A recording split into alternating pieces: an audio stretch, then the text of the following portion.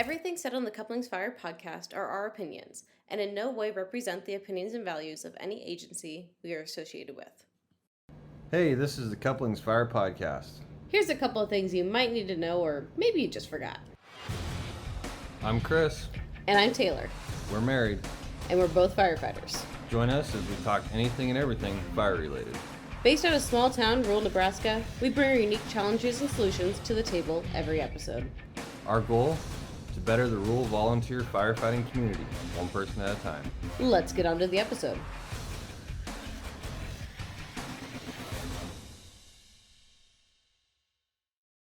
Okay. Let's keep rolling then. Let's keep rolling. Get those. We're gonna have different music to every entry. You know how much it costs to get the Well, that's what we do. copyright to do? Oh. Rawhide. Let's get rolling. Rolling, rawhide. No one wants to hear me sing. Yeah, but your singing voice is way more pretty than mine. Not when I do it like that. Hey guys, welcome back. This is part 2 of our training podcast. I'm sure there's going to be, or not podcast, but our training episode. And I'm sure there'll be more on training in the future, but these are kind of our head honchos for the training. These are our initial thoughts at in-house trainings. There you go. That's a good way of putting it. These are what we want to get out to you guys as soon as possible, and we will have training episodes later in the future, but yeah.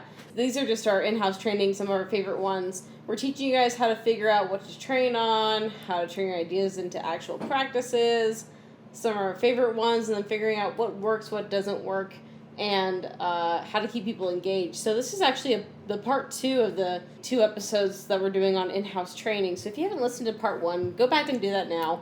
It's going to get you set up for success in this. So now we're going on to part 2, and we're going to start here with some more of our favorite trainings that we did and how we got into all those. And then we're going to go on to what works well, what doesn't work well, and how to keep people engaged when we're thinking of setting up these trainings that we're doing. So, go ahead and start, Chris, I guess. Misorganized over there. Misorganized. Misorganized. Huh?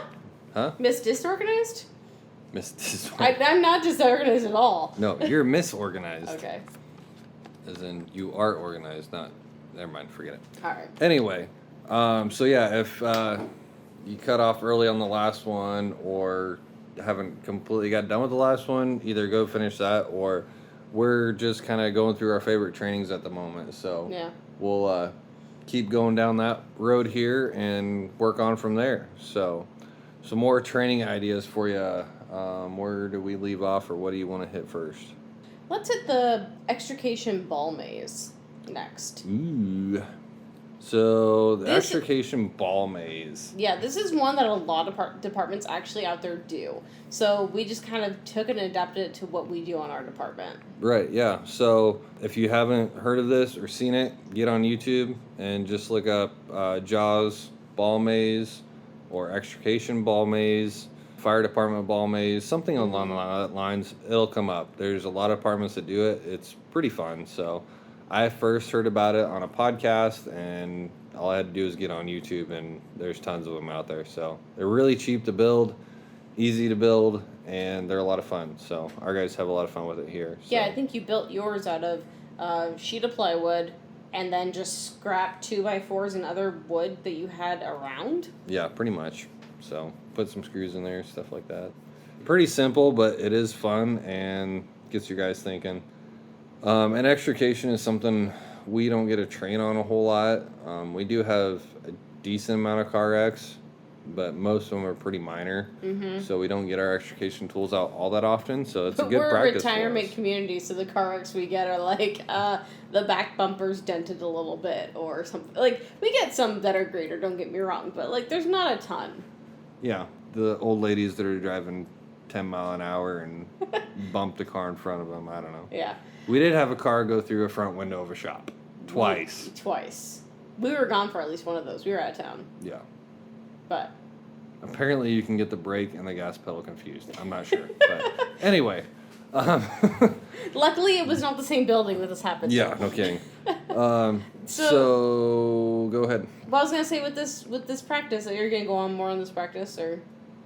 Well, yeah, I was going to. You want me to just leave it at that? No. Go find it on YouTube. Good luck.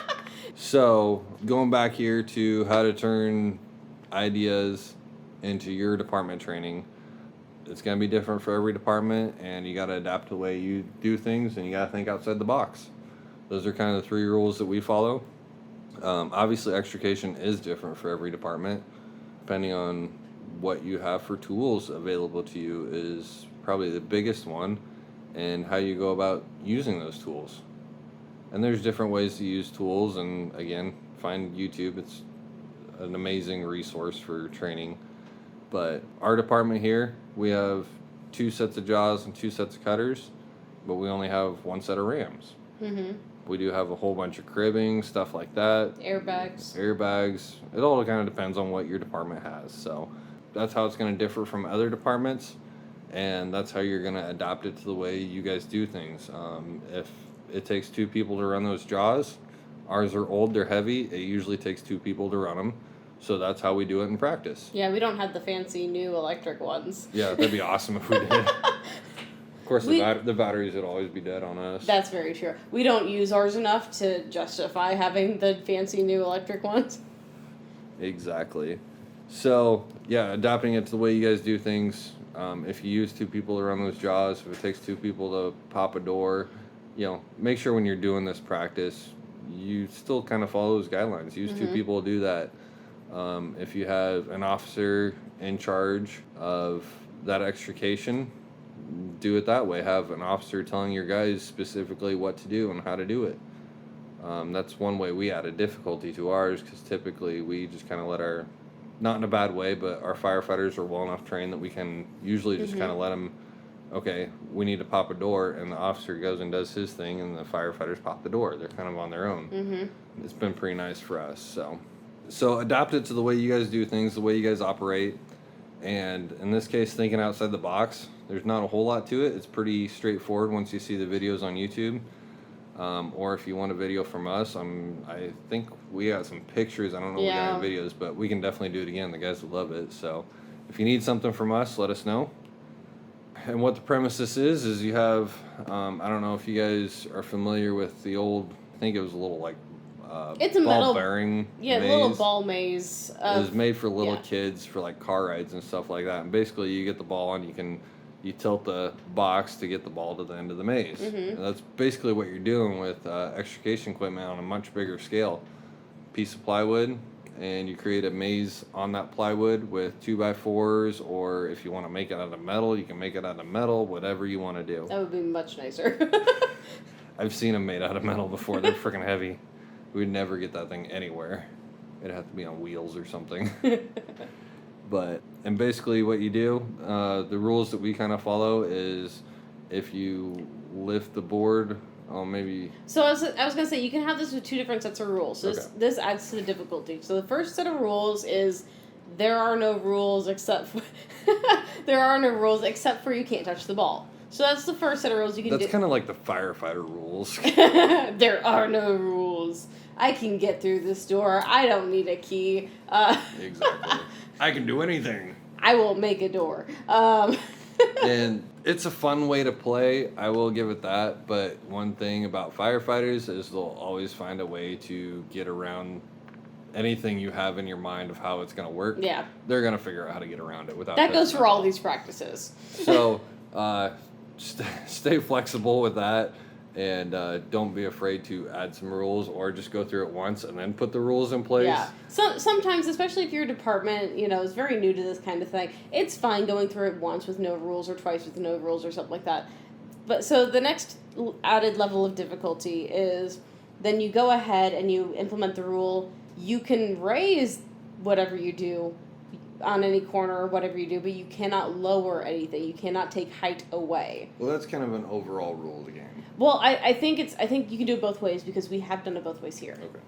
Because some of the guys wanted to let air out of the airbags and stuff like that and lower it and stuff, and we eventually let them do it. So I think you have the 2 different rules. You can have the anything goes, you can raise, lower, do whatever you want. And the other one is you can only raise to the height on whatever you do. So if you bring up a corner a lot, be prepared that if you need to move the ball back that way, you're going to have to raise the other side that much higher. And so you end up using a lot more cribbing or whatever, or airbags or whatever you're using. Yeah. So it gets the guys to really think about more in the future of what they're going to need to do. Absolutely. Otherwise, you're going to get stuck. Yep. This is one of those practices that I had to look back at on the first time we did it because I realized I made my board way too difficult. Oh, you did? Yeah, we never actually got the ball to the end of the maze.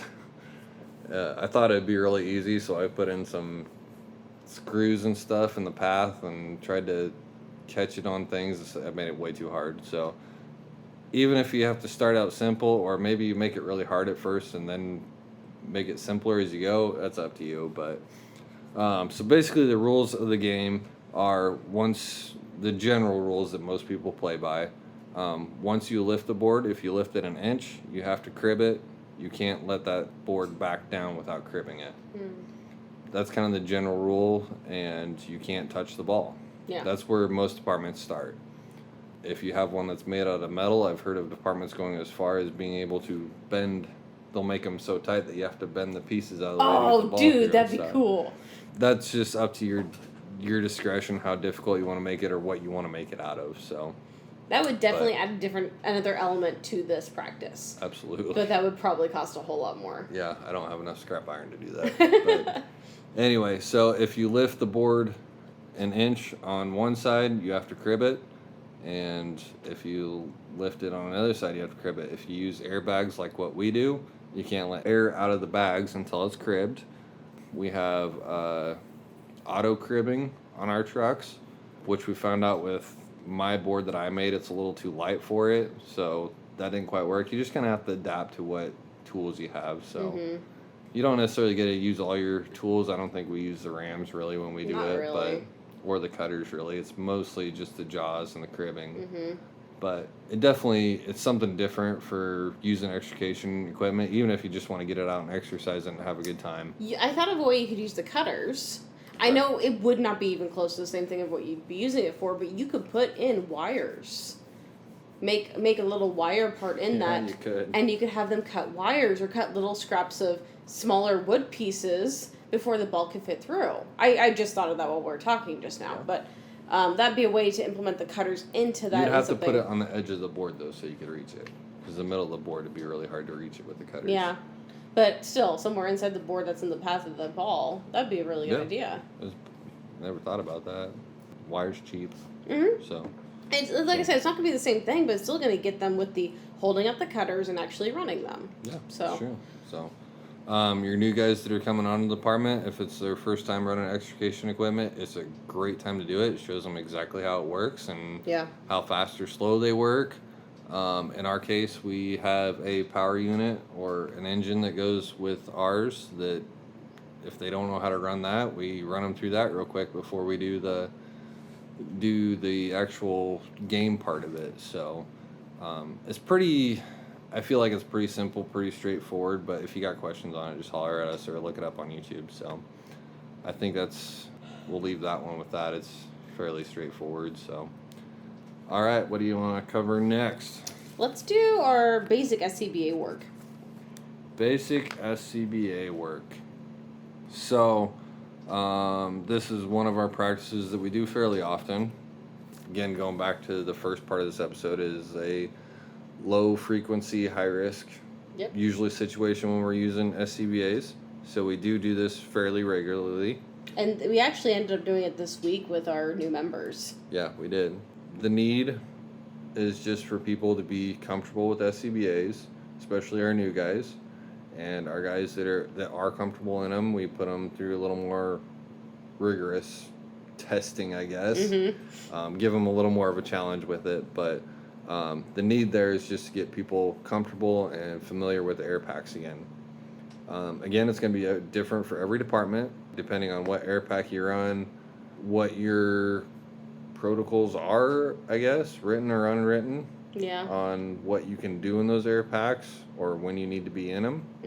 We do train for a little, I would call it confined space, but it's more or less just a way to get yourself out of danger, I guess. Yeah, we don't necessarily expect to go into confined space when we're going into a house for firefighting or whatever. But yeah, it's more for rescue if you were to get yourself in some hot water. In a bind. Yeah. So we do train a little bit for that, but if your department does not train for that or doesn't want to train for that, you have to take that part of it out of our specific practice that we're going to talk about. Yeah. But so definitely adapt it to the way you do things. We operate 2 in, 2 out. I think that's pretty common among departments. Otherwise, 3 in, 3 out. Yeah, I mean, if you had a partner, you're doing everything with that partner. Yeah. If your partner leaves the house, you leave the house, you know? Yep. So when we do Xcba practices, everyone's got a partner. Partners learn to check each other, check their equipment, all that kind of stuff. So that's how we operate. That's how we've adapted this to work on our department. So, and this is, I mean, obviously, there's a lot of departments out there that do this in a certain capacity, but this is one that's really grown with our department, and we just kind of change it a little bit every time we do it. So yeah. So here's our basic Xcba. We got new guys, our rookies, and Taylor can probably tell you a little bit more about this because she was in it more recently than I was. I was a long time ago for me. But our rookies, basically we sit them down, and we have an instructor specifically go over everything about that pack, everything from how to hook the air bottles up, how the masks work, how your pass device works, what it's supposed to do, how to kind of troubleshoot basic stuff on them. Yeah. And how to read the air on them, that kind of stuff. So, and our packs are honestly pretty old. Mm-hmm. Their MSAs are pretty old, though. They're not the G1s that everyone has now, but yeah, for sure. So I'll let her kind of, if she can remember here, talk about a little bit of maybe all that kind of little stuff that you went through with them. Or yeah. not went with through them, what they went through with you. There we go. Yes. So I was kind of on the advanced side of the Xcba practice / helping to train the new guys on there with us. So basically we went through the basic things with them on Xcbas, make sure they could put them on, slowly and right, just make sure they get it correct. So yeah, after we got them kind of going through with the basics of the packs and everything, and some people telling some of their tips and tricks with things, we started going into some of the games that we like to play when we do these things, some of the competitions we like to do. So the first one, we call it the Tangled Mess, or I should say I call it the Tangled Mess. So what happens here is that to make sure everyone's comfortable with their air packs, definitely you can adjust your difficulty depending on their skill level. Thank you. Depending on their skill level for everybody. And in our case, this last practice that we did, we had 2 guys that were more advanced than it, and we had 2 guys. Well, okay. Three guys. Sorry. It's kind of hard because a lot of us advanced guys were actually helping to teach too. So it was really kind of confusing who was actually teaching and who was actually still doing it. So we all kind of were doing everything. Yeah. So we had at least 2 advanced guys that we were doing a little more with, and then we had 3 rookies that we were working with, just getting them the basic comfortable. Yeah. And then we had a couple sprinkled in between too. Yeah. So we had some intermediates in there and some teachers and a little bit of everything. Yeah. But anyway.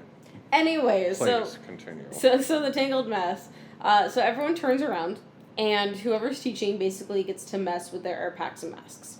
They can do whatever they want to them. They can unhook bottles, they can pull straps tight, they can tangle things up, hence the Tangled Mess.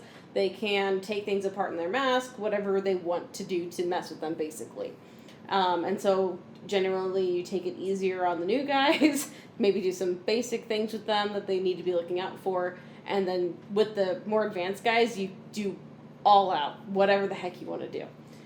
And basically the point of this is just to make sure that your guys know the air packs, know all the different components to them, and know a basic troubleshoot or how to get around things. Well, even on top of that, it gets instilled in their brain that every time they get on a truck to put on an air pack, don't assume it's right.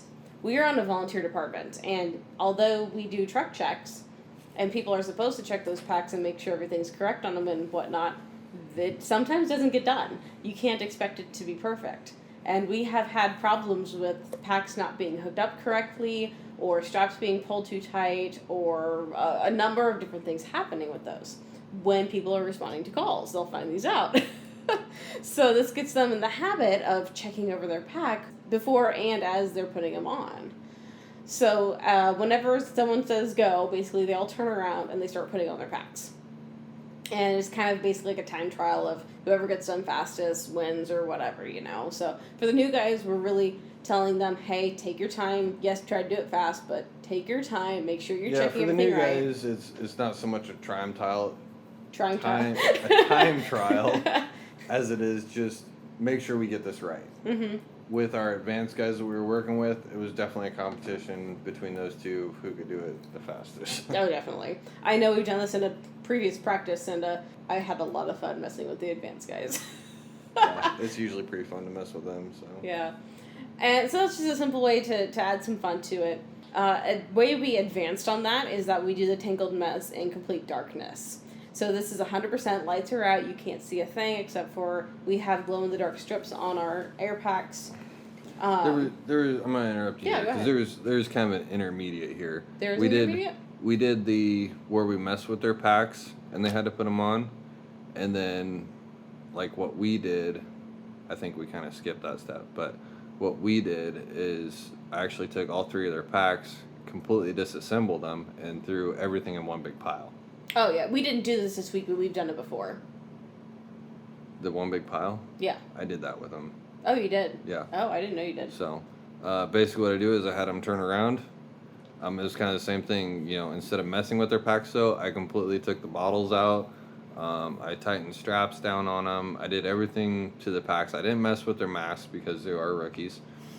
And basically put all three packs in one big pile.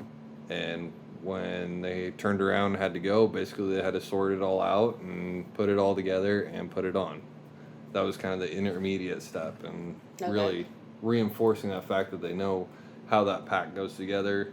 And we didn't have to teach them how to change bottles because they know how to change bottles now, but that was kind of the intermediate step.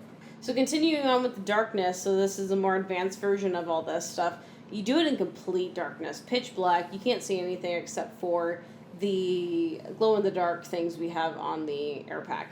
And same thing as before, you could take them all the way apart, or what we did, we just did the normal, just have them off. We actually didn't mess with anyone's packs on this time, but you can do that too.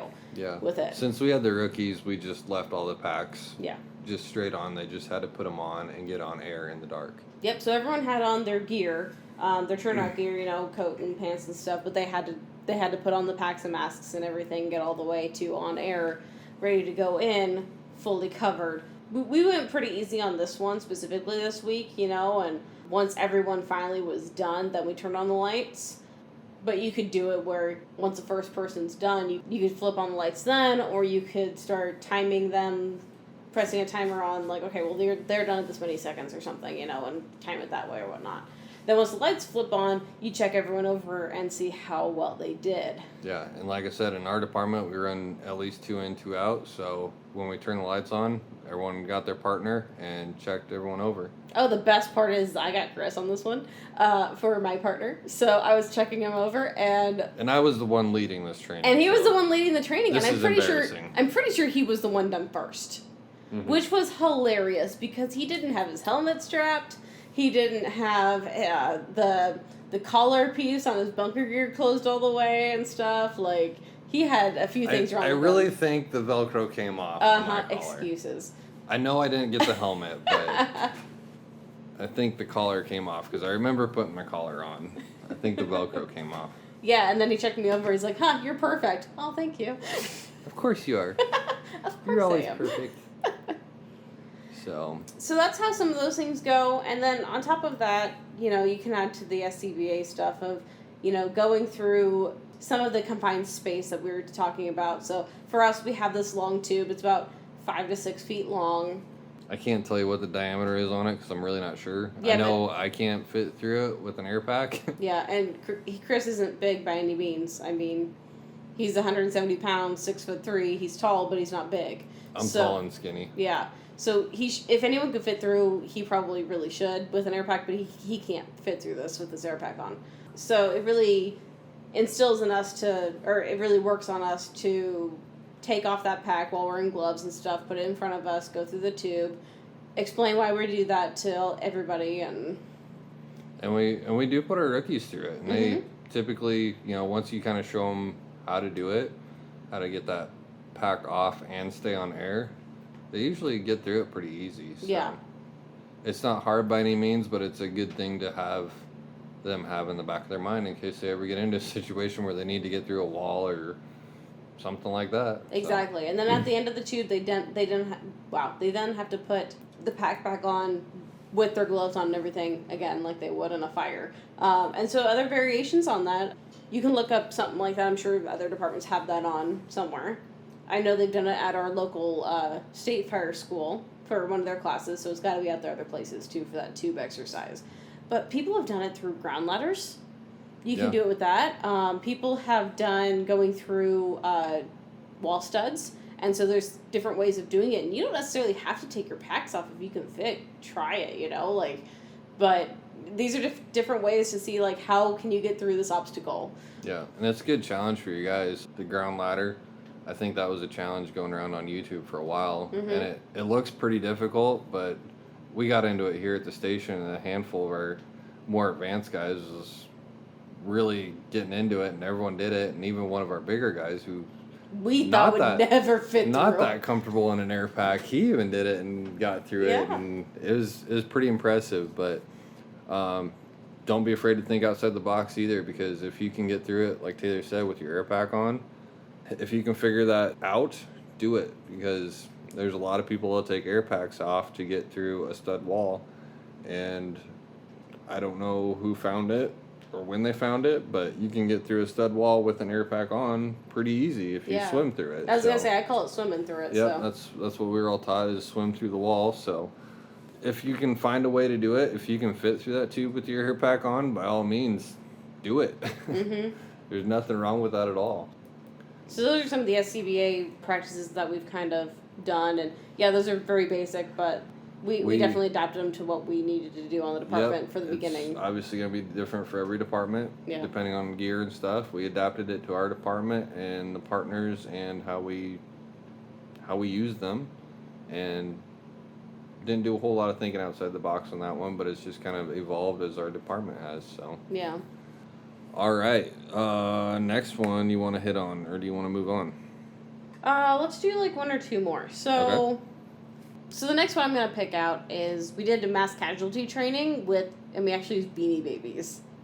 Yeah, so this one is not one of my favorite trainings. I'm on the other side of this. I was one of the ones who took part in it, and I actually loved it. Yeah, this was before I created the committee for it, and I designed this practice all on my own and did all the legwork on it, and it didn't honestly quite go how you thought. It didn't turn out like I thought it would, but we actually here in our station brought everyone outside, and we had a bunch of Beanie Babies that we put around the fire station, upstairs, downstairs, meeting room, apparatus bay, pretty much everywhere.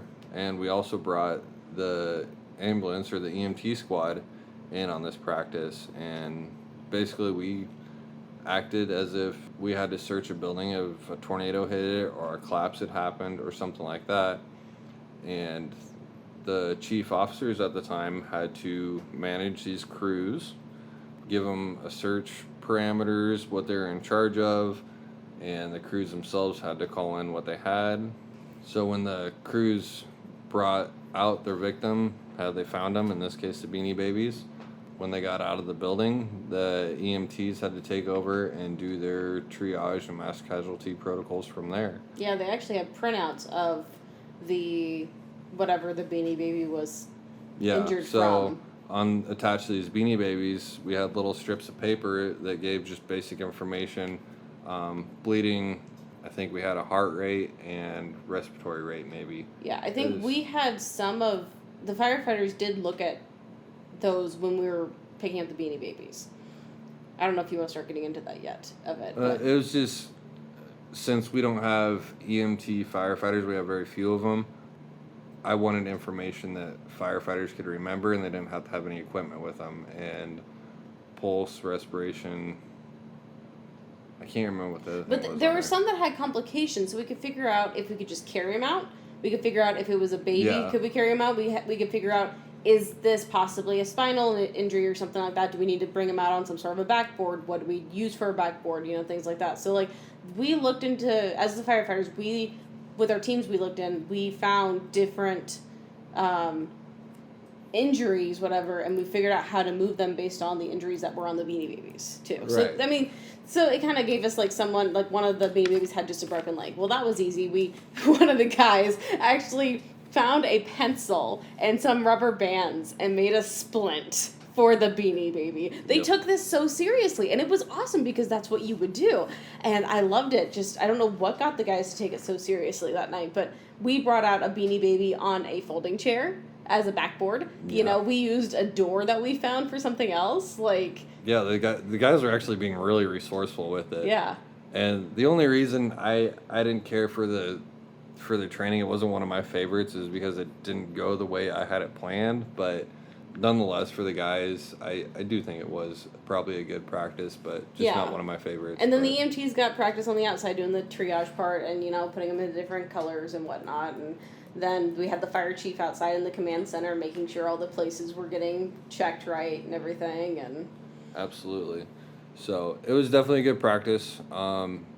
Different than other departments. Yeah. I could safely say I don't think I've seen it done this way with other departments. Yeah, and again, the big thing that's going to be different from every other department is your resources, your manpower. Yeah, we actually had the EMTs, they had to call local hospitals on the list of who we have available and how many ER beds they had available at that moment. They did that night, and that added another thing of realism to, like, okay, do we actually have the resources if this were to happen now?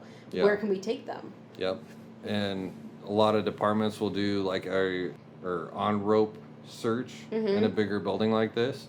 That is not something that is within our skill set here, and we are not set up for it, so we didn't practice that. As I think that's one thing that was kind of brought up as I talked to different colleagues across the fire service, is a lot of them would have done that, and it's like, well, we're not set up for that. We've never done it that way. We've never done it. I don't have guys that are trained on it, so we didn't do that. And granted, if we could have done more to the building itself to create different situations, we may not have got to all the victims, but we had to adapt our resources, our skill levels, all that kind of stuff to what we were facing. And that's how we changed it to adapt, or I changed it to adapt to our department and what I had available to me, honestly, because I didn't have any buildings I could go around town and put Beanie Babies in or anything like that. I had to do it with our department. So we definitely adapted it to our department, and that's going to be different for you guys as well. I mean, if you guys have a house that's vacant and the owner says, yeah, go for it, I mean, you put some Beanie Babies in there, or get some high school kids to put on some makeup and go in there. I mean, the high school kids are great, but for us, it worked out a lot easier for us specifically to have the Beanie Babies, but it would have added another thing of realism with real people. Right, absolutely. So, I mean, there's tons of ways you can adapt it to your apartment and what you have for resources and time. And thinking outside the box for me, was trying to find victims. And I thought about trying to get high schoolers in here and stuff, but I just didn't have the time, didn't have the resources, and we had the Beanie Babies, so that's what we ended up using there. And just putting the fire department and the EMTs don't typically work together a whole lot on practices. No, not on practices, yeah. And so it was just thinking outside the box, trying to get everyone to work together on the same page and really work together. So that was how that one went down. Again, not one of my favorites because it didn't go how I had it planned. Yeah, but you could see why it's one of my favorites. Yeah, because I wanted the firefighters to really get more of a basic vitals on things and read that in their report and stuff like that, and get more of the mass casualty concepts in there. But I think they did enough of what they needed to know at the time. Like I said, they figured out if they could move someone or couldn't move someone a certain way. Like, they figured out that basic stuff, which I think for especially volunteer firefighters, that's a good thing to ask of them. Yeah. That's a good starting point. There was definitely learning that happened, and that's the main point. So, just as a training officer and an EMT, it wasn't my favorite practice. But, and you'll find out that's how it goes. You'll have those practices that go fantastic, and you'll have those practices that maybe no one takes seriously, or just they don't learn what you want them to learn, and it's frustrating. But nonetheless, it's a practice, and as long as I learn something, it's worth it. So Yeah.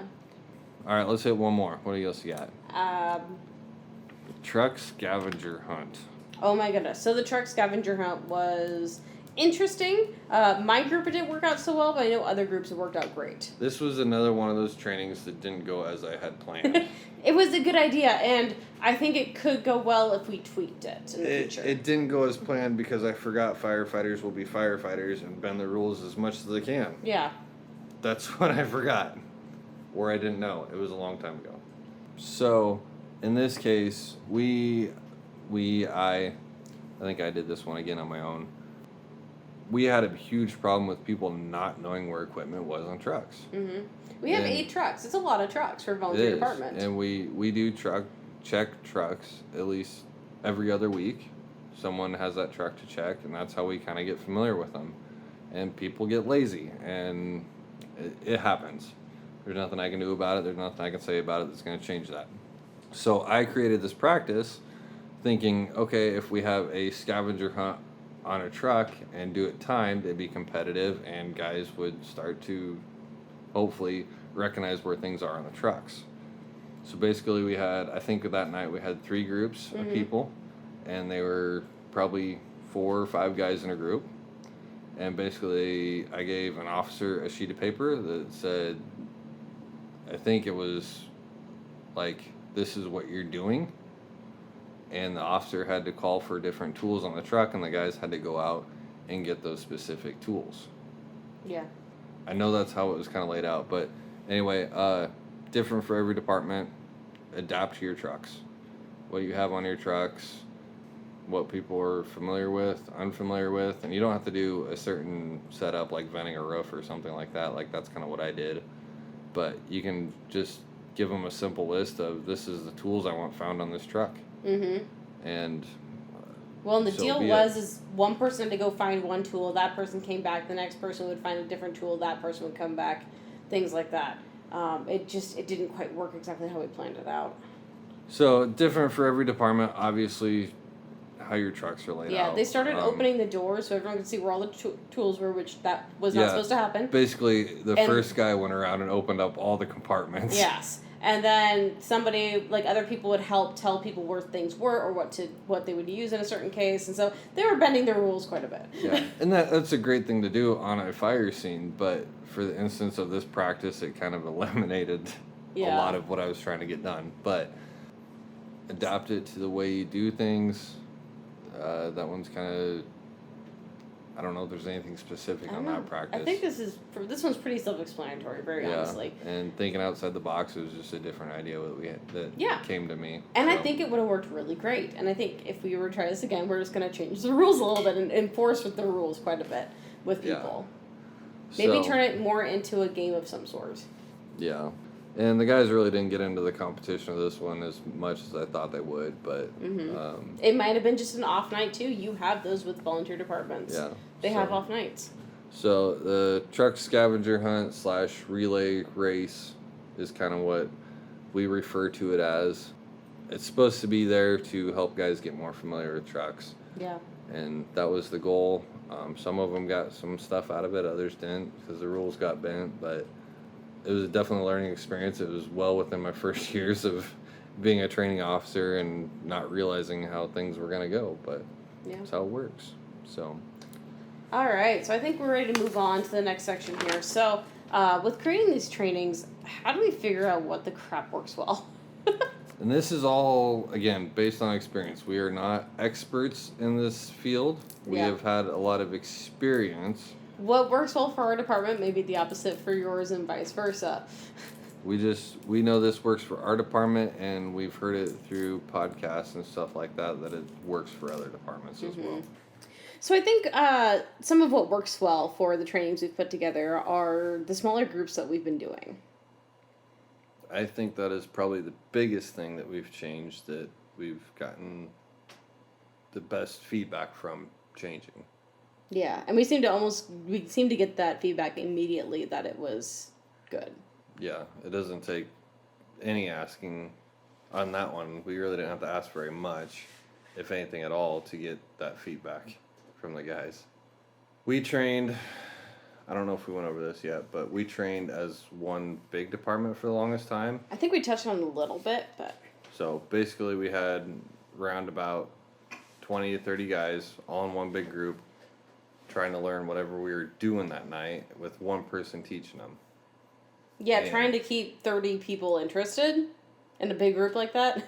Good luck. And depending on what you were doing, that meant people were either sitting around waiting for their turn or weren't paying attention or whatever the case may be. I mean... Or there's someone short like me stuck behind the taller people and can't see anything anyways. Yeah. Like the practice we had just teaching people set up our ladder truck. Mm-hmm. It takes, at the most, you could probably use 4 people. Yeah, and everyone else just stands and watches. And it's always the 4 people who are gung-ho about doing stuff that are going to go up and do it. You know? And you're not going to get the people who are maybe afraid of screwing up going up there. Whereas if you were to do that in a small group with just those 4 people, they kind of have to do something anyways. Plus, they don't have everyone just standing around watching them, seeing if they screw up. Not saying that people are necessarily watching for other people to screw up, but as you're the one going up there and doing those things, maybe not for everybody, but a lot of people, that's what's in their brains. Yeah. They think that other people are watching them to screw up. Well, and when you break down that smaller group, you know, you do 5 or 6 people in that group, you also get more accomplished in that training night too. So not everyone, you have 4 or 5 people doing ladder truck, well then you have another 4 or 5 people, I don't know, working the pumps on another one or learning to hook to a hydrant or something else going on in that practice, not just one thing where you're kind of wasting people's time that's not doing it. Yeah, they're not all just like waiting around for their 10 minutes to do this one thing. Yeah. They're doing all these other stations, which it's something that we've seen at some of the outside trainings we've gone to. They do it this way. They have multiple instructors for these training companies that come around, and they have you split off into groups for this very reason, to make you get the most out of your day. Yeah, because you don't want to waste, that's kind of the last thing that you want to do is waste people's time. Especially in a volunteer department. Yeah, and a lot of people, you won't get that answer from them, but that's what I've seen doing this over the years is people don't want to come to practice because they got other things to do. Mm-hmm. Well, that means when you do get them there at practice, you got to make the most of it. Yeah. So, and yeah, people won't specifically tell you that, Yeah. but a lot of people only come to the minimum amount of practices that they need to stay on the department, and that means that they're busy. Mm-hmm. I mean, you and I get busy, and some nights it's like, we really don't have time to go to practice tonight, but we're there as much as we can be. Yeah. I'm not gonna say Don't get every us night, wrong. but- We're not there every night. You know, we even ourselves can't necessarily always do that. Either we do need a break ourselves, or we have some other commitment going on, you know, that we have to be at. But we try to be there as much as we can, and then when we are there, we try to be engaged. Yeah. But the bigger way to keep more people engaged while they're there is to do the small groups. Yep. So, and it's just people's time is valuable, whether they want to be there or not. It's still valuable. Mm-hmm. So, people that have kids, they have school activities they go to, and if they're at practice, they might be missing out on some family time. So, make it worth their time to be here. Yeah. So. And just to reiterate that one point of, you know, when you do the small group, you get people who aren't necessarily wanting to be out in front of everybody else, especially people who've been there longer, but they don't remember everything, you know? They don't want to look bad if they've been on the department for 20 years and don't know how to do something simple. So this is going to be a chance to small groups to get them out of their comfort zone, to work on that. They're going to be more apt to work on things with you or ask you questions in a small group versus in front of everybody. So it's good all around. And you can run it as a refresher, quote Yeah. unquote refresher, and it doesn't make those people feel bad, you know?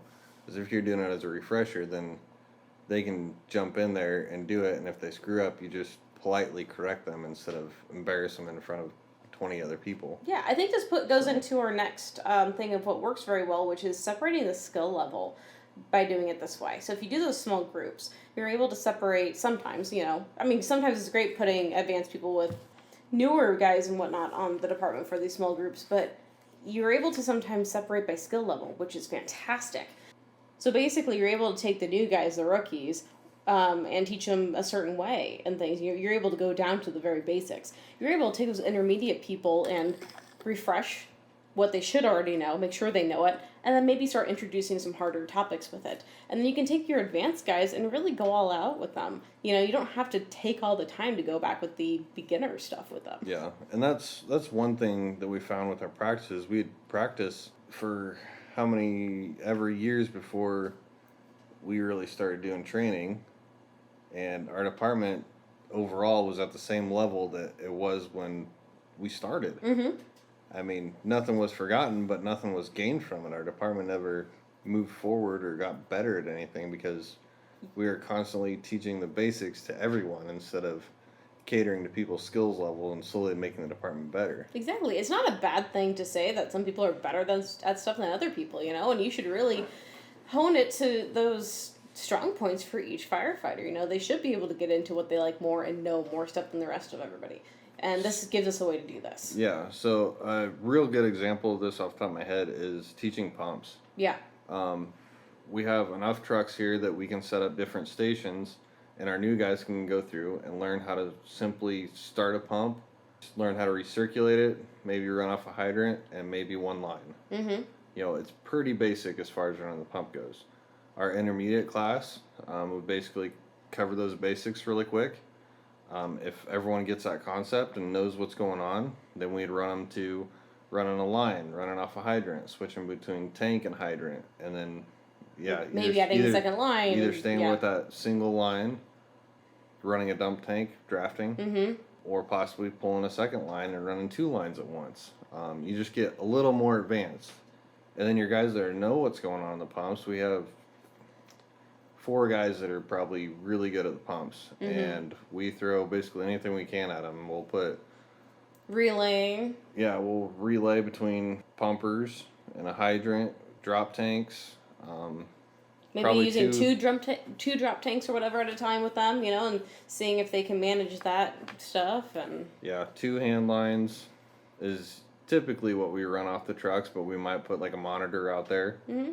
Well, we might have another guy stand on the pump that's just kind of going to throw problems at him as he comes and see if he can handle it, Yeah, just or randomly throw a lever or something at him. And just see how they react to it and really build up their confidence on that pump and making them better at it and overall, you know. So that's a pretty good example of how to do that with your different skill levels. Mm-hmm. So, and you can do it with everything from pumps, Xcba work. Yep. Again, your rookies are going to go through the basic. Your intermediate guys are going to start putting their gear on in the dark. Extrication practices. If you're working with car extrications, same thing. You can have your basic guys go through one car and learn just all the basics of how to run the tools and basic concepts. And your older guys, you can give them more, more experienced people. You could give them more extreme problems to deal with. Yeah, you got or limitations that hey, this door is stuck. You can't open it. Now what? Yeah, it's up against a barricade or something. You can't get to that side of the car. So you can if you have 2 different cars available in the same night, split your groups up into 2 different groups like that. Yeah, so run them at the same time. Yep, and it's really, it's a slow process, but over the years that we've started implementing that, we've seen our guys actually get better. Yeah. Instead of maintain the same competency. Mm-hmm. And I think it's kind of once they kind of decide that they're ready to move up to the next group, either they're going to get picked to move up to the next group, or they can move up by themselves if they want to at that practice. So. Mm-hmm. The next thing on our list, in my opinion, is probably our committee that we created. Mm-hmm. That was a big change for us because, again, it was one person since I've been on until I created the committee. It was one person teaching training. And the small groups and the committee kind of came at the same time. Well, I think even back before this, so the chief actually used to be the one in charge of putting together the trainings. And that was just a lot of extra work that didn't need to be done by him. And granted, it was really nice for him because he really wanted to do that, but it was a way to have a training officer in general, was a way to spread out the responsibilities. The workload, Yeah, and so it gives someone else the responsibility of figuring out the training.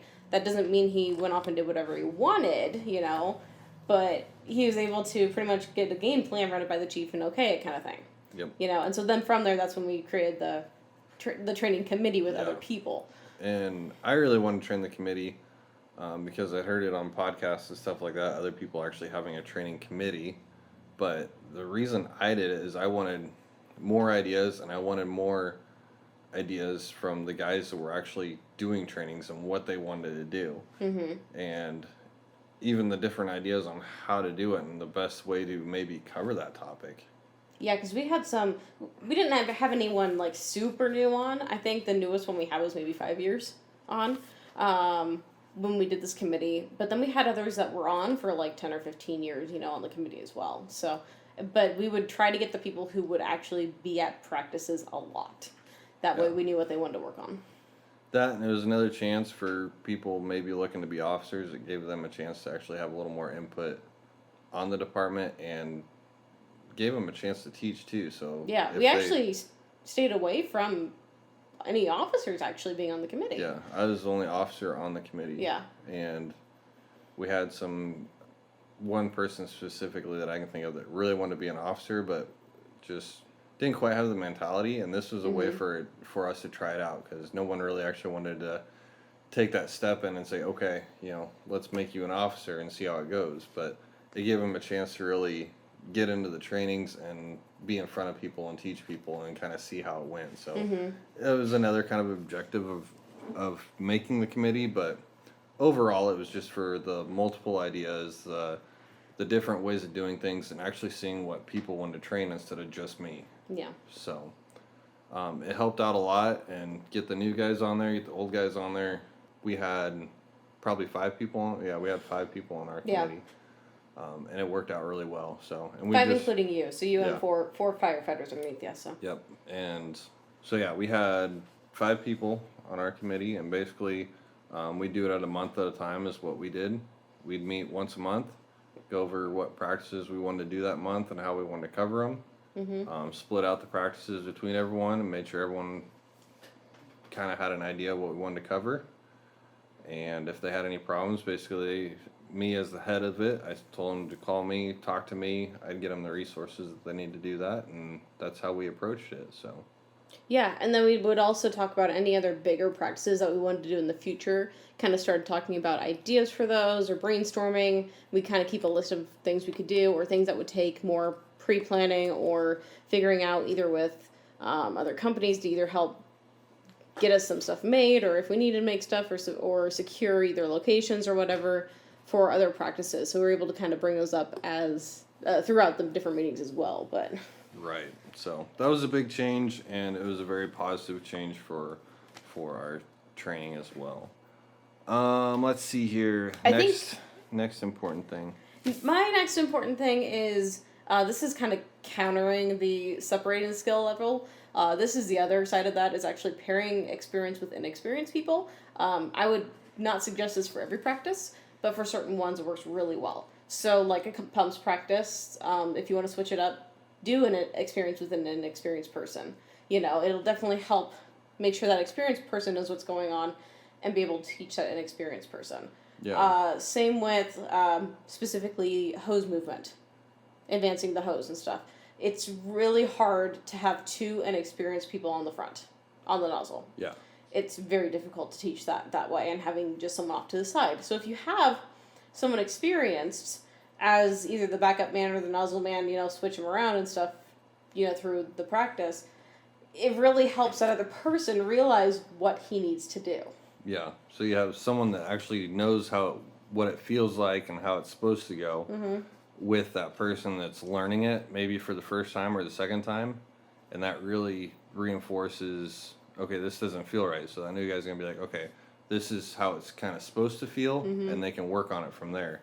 And it also builds that teamwork with the new guys and the older guys too. Yeah, and then you can take someone who's very maybe intermediate and put them with maybe someone like the most advanced person on the department, and they can he's not inexperienced by any means, but they can really up his skills that way and get him to be more one of the people that the experienced guy would want going in with him, by doing it this way. So it's something to maybe sprinkle in here and there to actually pairing those together. But, there are, like I said before, there are big benefits to separating the skill level sometimes too. So yeah, it's definitely going to be each practice. You're going to have to just kind of decide what you want it to be, what you want learned from it. Yeah.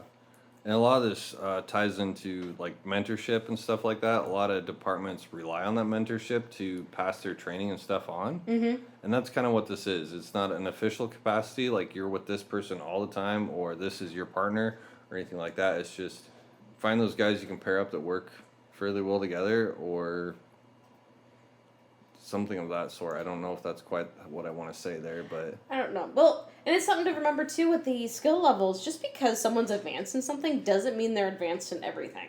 They could be intermediate in something. They could even be a newbie in something if they're not good at it, Versus someone could be super advanced with nozzle advancement, with hose advancement, and be terrible, like almost a newbie at pumps, So you're going to have those people switch around depending on what you're teaching them in. So that's something to keep in mind too. Just because you're an advanced for one thing doesn't mean you're going to be advanced for everything. right. And if you find that those two people that pair together really well during a certain training, I know you get along really well with Nate when we do pumps. Mm-hmm. So basically, as officers, we just kind of let, Taylor and Nate, they pair up when we do pumps because Nate's really good at mentoring her during pumps, and I she ask a learns lot of questions from and him. he likes that too. Yeah. So think about mentoring, maybe not in an official capacity like a lot of people like to say, but don't be afraid to let those two people that work really well together do something. Mm-hmm. Let them go do it and learn it. Mm-hmm. Keep an eye on it, but it's definitely something that will help. Like I said, we don't have it in an official capacity here, but if we see it happening, we don't stop it by any means. Oh, yeah. Next thing I have, and it's kind of along the same lines, is look for people or teachers that people look up to that have a big influence on the department. Mm-hmm. The natural leaders. Yeah.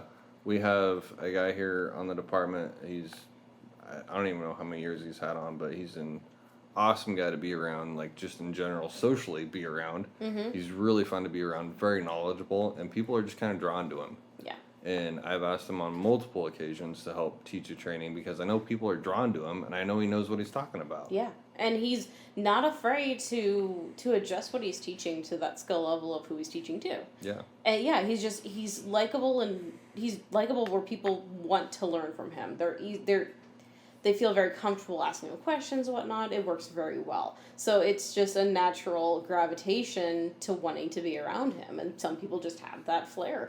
Yeah, absolutely. And it's another one of those, like Taylor was just talking about. He's really great doing interior stuff. Like, he lives for that and for fighting grass fires. Like, he's just a natural at it and very good at it. But when it comes to a pump, he'll be probably one of the last ones to say he knows how to do it because he's just not comfortable with it and honestly kind of doesn't want to do it. And that's fine. Just you have to know that as a training officer or someone that's helping lead training. So, but don't be afraid to seek out those people. If you see someone that has a ton of influence on people or people just are drawn to and really like being around them, if they are good at something and know what they're doing, don't be afraid to ask them, hey, will you teach this class? Yeah. Touching back on the or will training you help committee. Teach it? Yeah, touching back on the training committee talk. Just because we're on the training committee and we're putting together these trainings doesn't mean we have to be the ones to teach. Now, a lot of times it is fun for us. We do want to be the ones to teach. But we also know that we don't know everything, or we may not be the best at everything just because we're coming up with the ideas. And sometimes you just want to be part of the practice. Yeah, sometimes you yourself need the training and whatever. But so we can pick other people to help train, and that's kind of where we on the training committee. That's another reason why the officers kind of aren't necessarily a part of it, because then we can ask them to do the training, and we still get to come up with the ideas, and I don't know. But yeah, don't be afraid to ask those people for either help with a practice or to have them actually lead the practice themselves, because if your guys are already looking up to them, they will listen to them, and they will learn a lot from them. So don't be afraid to do that. So the other, I guess there's a few more things on here, but building up goals, it's kind of a different one to teach, and it's a hard one to kind of implement too. But if you do practices and steps, such as like leading up to a structure fire, we did a practice where it was multiple practices over a month, and it was everything leading up to a structure fire to the point where you were ready to go inside the house. So basically, since in the summer we practice once a week, throughout the month. We just went everything off of a 4-week month system for at least 1 month. And so we had 3 different trainings that we wanted people to learn. We had hooking up to a hydrant and actually taking that truck to the scene. We had pulling a cross lay, and then we had basic Xcba work. So then we went ahead, and each practice, we had 3 different groups. And so that group would work on that one thing for that entire practice.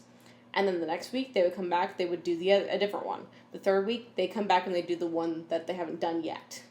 So you had all 3 things getting worked on during that practice, but each group was only doing one of those skills for that entire practice.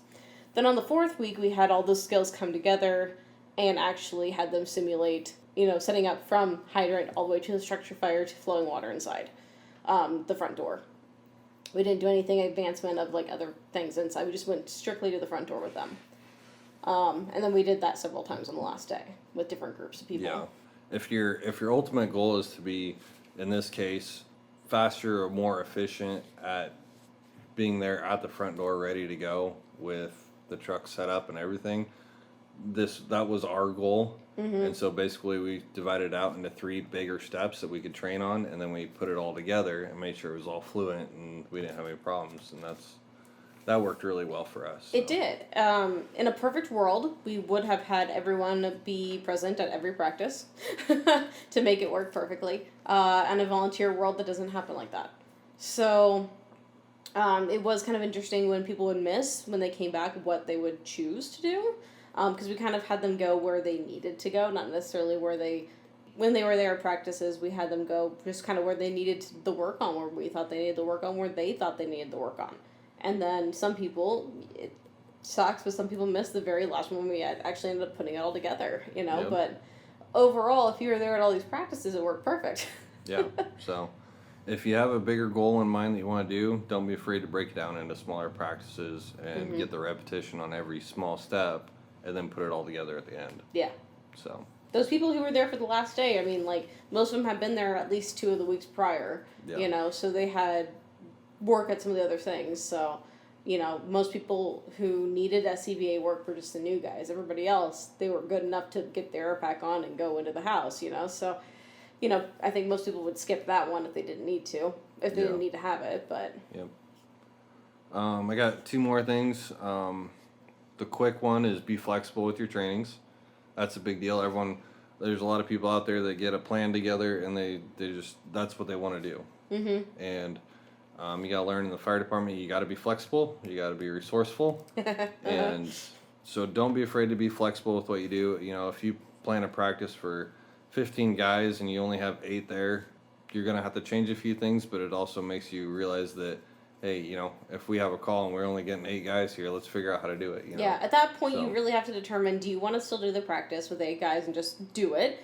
Or do you want to maybe pull one of the other practices that you have in your back pocket out for those 8 people, depending on who you have there? Yeah. So it's really a judgment call at the time. And it's something you kind of honestly have to be prepared for every practice. Yep. Just in case. Just be flexible. It's pretty simple one there, but an important one to remember. So. And the last one, people are going to disagree with us, but teach on scene if you're able to. Yes. It sounds bad.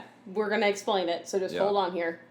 So the one that brings this to mind is we do have an officer here that is pretty good about pulling people aside and teaching them or talking to them about things. And we had a specific fire that we went to, and Taylor can tell you a little bit more about it because I actually wasn't there, but got called in as a house fire. It was already well on its way. And basically we were called way too late, and it turned into a surround and drown situation. One of our officers that was there realized that we had some newer guys on that call specifically, and since we were just in a defensive mode, just kind of watching it, he basically took some of those new guys and cycled them through. I think you guys were sitting on a 2.5, I think. Yes. So our department uses a lot of 1 3/4. We really don't get into the 2.5 that often. First of all, we don't have the big fires for it usually, for when it comes to house fires. And then when we do, we just honestly don't train with it enough with it. And if you Most guys aren't comfortable enough with it. Exactly. And if you guys remember... Not to toot my own horn. I could do it. And I've wanted to a few times. Yeah. But yeah, they're not comfortable with it. We don't pull it off enough. And if you guys listen to either, I can't remember if it was in this podcast or the one we ended the first part of this at the very end. I'm not sure which one it was in. The relay race, the race we ran with pulling the 2.5s off of the trucks and whatnot and putting things together. That was in part one. That was in part one? Hopefully, otherwise I'm going to cut this out. So, we kind of did some work with that, and that's kind of why we did it. That's why the chief at that point wanted to do it then, because we don't really use these 2.5s when we really should. Anyway, so we hadn't really used this, and it was a big enough fire, surrounded around. We were just going to get the 2.5s out. Why use 1 3/4 at that point? So, but a lot of people didn't know how to use them. A lot of people didn't know that you could sit on them by yourself and actually keep it under control and whatnot. So, the guy here, the officer, was, showing a lot of us kind of how to do it. And I've been on the department for, at that point, probably about 5 years. Yeah. But I still really never used a 2.5 much or anything, or even seen, I think I've seen other people do it. No one's ever told me how, myself, though. So he took us all around, and had us even have a couple seconds of doing it, because otherwise he was just going to sit there on the 2.5 by himself, and we're all just doing nothing anyway, so. Yeah. It was one of those little things that gets missed in practice, because it's just one of those little things that really doesn't matter, but when it comes to a fire or something like that, it's something easy to teach right there and then, and yeah, the situation allowed for it, so he was able to pull you guys aside and be like, okay, this is how you do it if you ever need to do this. Yeah. Another thing is, we've had several different, as you guys know, we have grass fires a lot. So having a rookie or something like that start to learn how to use the tanker and put water into the grass rigs and stuff, that's another thing, maybe you don't trust them to do it the first time if they haven't done it, but you can have them watch you while you do it a couple times, and then have them try it once. Them taking a couple extra seconds to do something is, honestly, in terms of grass fires, not going to hurt you that bad. Yeah. And your tanker isn't typically in the hot danger zone, yeah. Your hot zone. And when those trucks are out, we have 2 grass rigs. Actually, we get 2.5. 32 kind of counts as a half grass rig. But basically, when they're out, you have time to talk to that person and tell them what's going on. Mm-hmm. And then when the one rig comes in, you can do it. They can watch you. And then maybe when that second rig comes out, they're jumping in there, maybe hooking up a hose. Yeah, that's a perfect time to let them do it. Or if, even if we're not necessarily using a tanker, we have a rural pumper that we will also use to shuttle water and for those grass fires, and it's another chance to get very basic, but it's pump practice. Yeah. So you can have some of the new guys watch you while you do it a couple times, and then have them jump up and do it for you, once you think they're comfortable enough with it. We don't have anybody learn on scene when it's in a hot environment. We did have one guy who had an air pack on. We didn't realize it was for the first time when we got there. But we knew he was a rookie in the first place, so we weren't going to send him into the fire necessarily. But once it was all calmed down and it was just mop up and literally nothing was showing anymore, even no smoke, it was nothing. We were just cleaning up inside. We had him go inside on air. That's a good time to get him comfortable, teach him things, not in a hot situation. Right. And in the first part of this, we covered, I got to flip my sheet over now, hang on. We covered Gordon Graham's boxes, and that most frequent low-risk call. Mm-hmm. Believe it or not, you get a lot of training on there, because you can only train to a certain extent, and the rest of your training / knowledge comes from the experience. Yeah. And so, on scene isn't necessarily a place to officially train someone, but it's a good place to get them experience to aid in their training, or teach them the little things about that specific job that will help them out. Yeah. Even in those high risk, low frequency situations like our structure fires, once things have calmed down a little bit, or if someone's in rehab, getting rehab like everybody else, maybe that's a time to talk to them about something.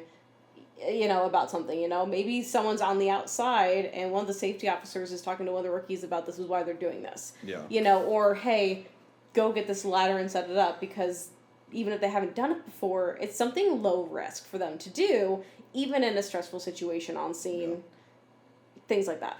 And then even after everything's under control, or say you go in and you got a rookie behind you in a structure fire situation and you get her knocked out and get her done, you guys are both sitting in rehab or kind of sitting down after you come back out of the house, you can talk about it. Mm-hmm.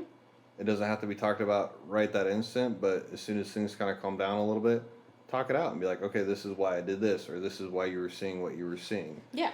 And it sounds bad as saying teach on scene, because that's not the place to teach, but it's the experience and the knowledge that comes with fighting those fires and being on those scenes that a lot of people take their knowledge and stuff and just expand it that much more. Yeah. So. And one last thing with that, being on volunteer departments, especially out here, Midwest rural areas, you're gonna get what you're gonna get on a call. Especially if you have someone experienced wanting to go inside and they have someone who, I wouldn't necessarily say a rookie, but someone pretty inexperienced, maybe has only been through trainings, not an actual live fire, or maybe been through only like one live fire in their whole career or whatever, I still think that's an okay time to take them inside with an experienced person. That is a caveat. Yeah. And that experienced person kind of has to be aware of what they can and can't do with that person, what they can and can't expect. So they're not going to be able to go in gung-ho on a house fire that has maybe 3 or 4 involved rooms or something, but they could do a room and contents fire, no problem. Yeah. I took one of our officers, we did have a house fire, and I can't remember if I was an assistant. You were an assistant chief at this point, and you were on scene. I remember you telling me the story way too much. I could basically tell you better than you at this point. So basically, I sent a rookie, one of our newest guys. We knew he knew how to wear an air pack, and we'd done some basic hoses with him. You had done some basic hoses with him. I think the first time he had an air pack on was that night, though, officially. Yeah, because we were in here at the station working with him a little bit on it. And a call went out. And so my lieutenant at the time... Mm-hmm. So an experienced firefighter. ...was on the nozzle, and I sent this guy in behind him, and my officer got mad at me.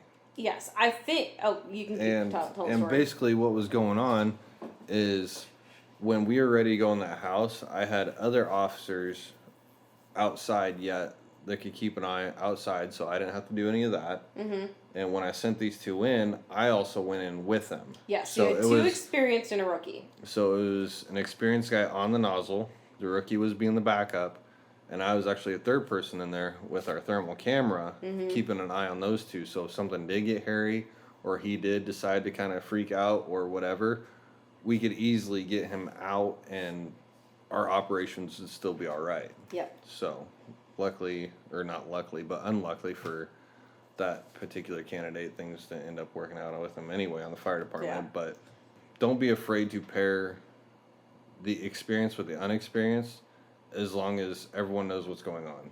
Yes, and in that house fire, as far as I understood, I wasn't there, but it wasn't that bad of a situation. It wasn't super heated or smoky by any means, if I remember right, correct? No, it wasn't a bad fire at all. But I do know that Lieutenant still to this day is not very happy with that decision, but I don't think he realized all the pieces going into that and what was going through your brain. Right. My actual intention was not to only get him to learn, but to keep him excited about the fire department. So. And I fully believe that you would have not sent him in there if it would have been him with somebody mildly experienced, right, or something else, or if you were the only one with him. But since there were 2 very experienced firefighters going in, and the situation was not bad at all, right, that's why you did it. So I think he was just uncomfortable working with someone he didn't know that well. Yeah. So. And that's something you're gonna have to feel out on your own department. Yeah. But nonetheless, teach on scene, quote unquote, teach. Don't be afraid to let guys get experience. Yeah. So, all right. So that was what works well. What we found that works well. Yeah, what we found that works well in our department, and things that we've changed in our department to make things work better, make our training more efficient. So the next section will be the opposite. Yeah, what does not work very well. What does not work well, or what we found is kind of counterproductive. At least in our department. At least in our department. We have to keep giving that caveat, at least in our department. It may work fantastic for your guys's, but Ours not so much. And by all means, if it works good in your department, do it in your department. I don't care. We're just here to help. Yeah, so. please, for all these things that we say, if something you find that, you agree with us, let us know. If you disagree with us, let us know, please. I'd like to hear more. If you disagree with us, I don't want to hear about it. No, but I do. Oh, okay. So address those emails specifically to me. Get a bunch of hate mail. I don't want to hear that. So. Yeah. Anyway, so what doesn't work well or what didn't work well in our department? The biggest one you got, hun? The biggest one? Yeah, the biggest one. Leaving people to their own devices. And please explain this. Basically, with our department, people, especially Monday nights, they're tired. They don't want to do anything, which I think that's a whole big rabbit hole in itself, going through why people are tired, don't want to necessarily do things, or why they should do things like that. Anyways, especially with our guys, they tend to be tired after work on Mondays, which is when we have practice.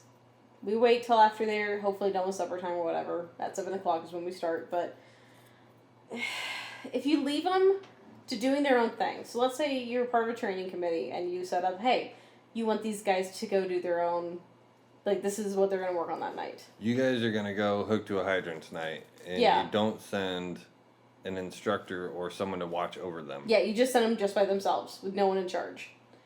They will not do it. Or if they do it, they will do it very sloppily. They will have 1 or 2 people do it instead of the whole group. They will not get done what you want to get done.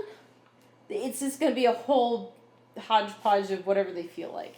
They may come back and say, oh yeah, we did it, it was great, fantastic, blah, blah, blah. Or they did it just once and not multiple times. Like, you can't leave people do their own things. You always have to have somebody in charge of getting that whole idea across that you want done. Yeah, you want it to be very specific on how you want that specific thing to be done. Mm-hmm.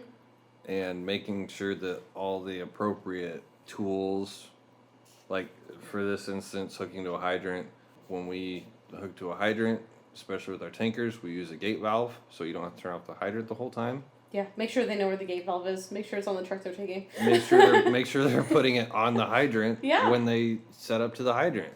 If we do structured fries, we don't use the gate valve. But like if we're practicing filling tankers, hooking to the hydrant, make sure they're putting on that gate valve.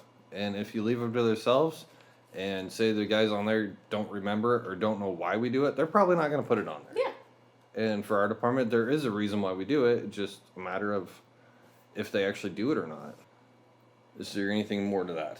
I think that's basically it. And obviously it works with more than just hydrants. But it's just leaving people to do their own thing never ends up well.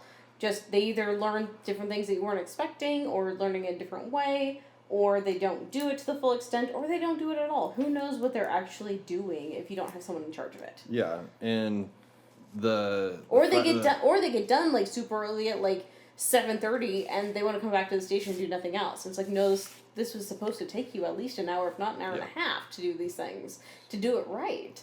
So from an officer's perspective here, the fire department is very paramilitary. It's very do things in a certain order, do them a certain way for a specific reason. Mm-hmm. And so like when you go to a scene and you tell guys, hey, go get that hydrant, bring it here, and it takes them 5 minutes to do it, or they do it and forget a certain step and you end up with problems, you're not going to have anything but upset officers. Yeah. And so if you teach them a very specific way of doing it and how to do it, it's going to be more efficient. And I mean, don't be afraid to try to make things better. Mm-hmm. But you send someone very specific there that knows what's going on and knows a certain order of things, so that when it does come down to them doing it either on their own or in a actual situation, it's done the correct way, the first way. You don't end up with problems down the road. Yeah. And you don't end up with upset officers because it's taking you 5 minutes to get water from a hydrant. Yeah, and as a chief officer or as a training officer, it's going to be very, very, very tempting to send them off and do it because you don't want to deal with it. And I understand that. I do. We've done it. Which is how we've learned why it doesn't work very well. Yeah. Because it turns out that then the problems don't get fixed, and it just turns into almost, it seems like a waste of a practice for those people on that specific group, or if you do it with every group.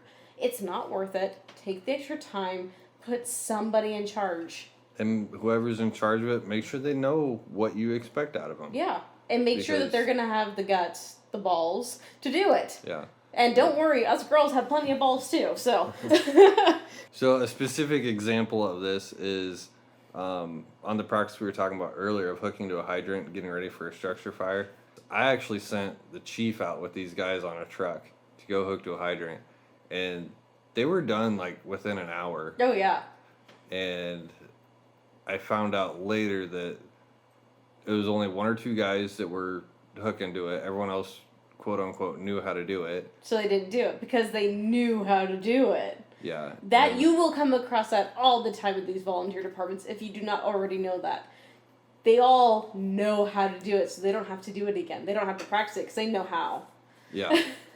And once they did hook to the hydrant, they never actually flowed water. Yeah, Yeah. hook, disconnect the 5-inch, hook it to the truck, and got water from the hydrant out the truck. Yeah. And when we did our final scene at the end of the month, we found out very quickly that that never happened. And so it was one of those deals, whoever's in charge of that specific station, make sure they know what you expect from them. And in this case, our chief really didn't realize. He got it the 3rd week because I was on the 3rd one for that one. And we were doing it all then.